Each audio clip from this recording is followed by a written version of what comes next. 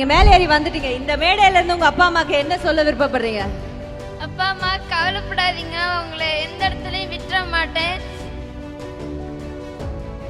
இன்னும் படிச்சு உங்களை நான் நல்லா காப்பாத்துறேன்.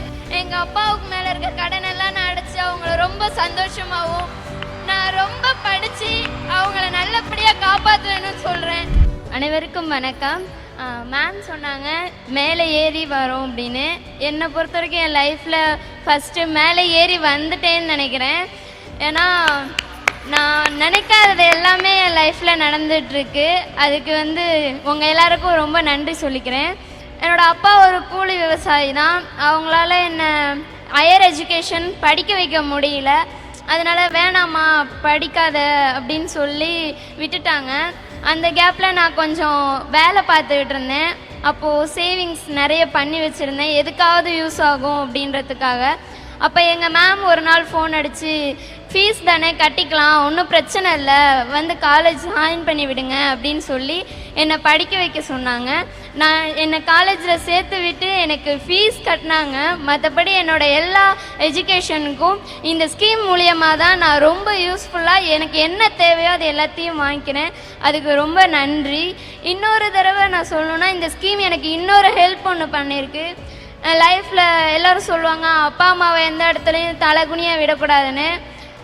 நான் நிறைய இடத்துல என் அப்பா அம்மா கஷ்டப்படுறத கண்ணிலேயே பார்த்துட்டேன். எங்கள் அம்மாவுக்கு காது கேட்காது. அதனால எல்லாரும் சொல்லுவாங்க, காது கேட்காதுல்ல, எதுக்கு உன் பிள்ளையெல்லாம் படிக்க வச்சுட்ருக்க, இது இப்படி தான் அப்படி தான், வயசான காலத்தில் இப்படி தான் பண்ணும் அப்படின்னு சொல்லுவாங்க. நான் ரொம்ப லேட்டாக பிறந்தது என்னோட தப்பு இல்லைல்ல.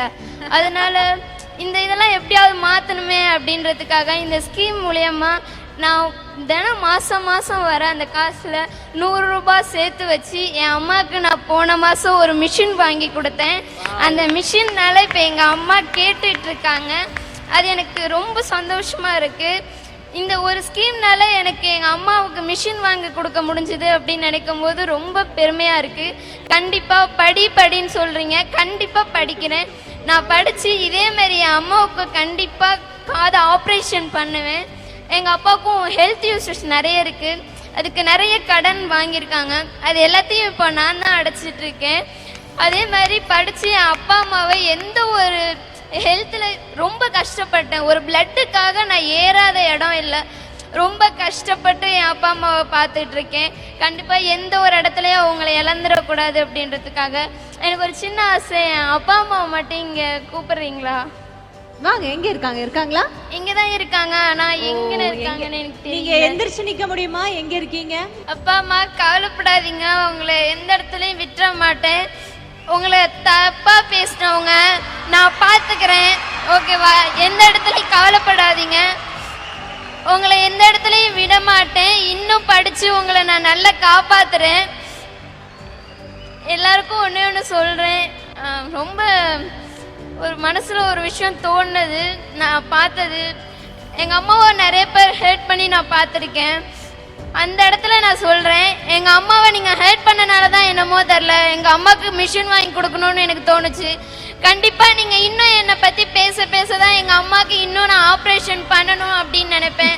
எங்கள் அப்பாவுக்கு மேலே இருக்க கடனெல்லாம் நான் அடைச்சி அவங்கள ரொம்ப சந்தோஷமாகவும் நான் ரொம்ப படித்து அவங்கள நல்லபடியாக காப்பாற்றுவேன்னு சொல்கிறேன். ரொம்ப நன்றி. Thank you sir, thank you so much.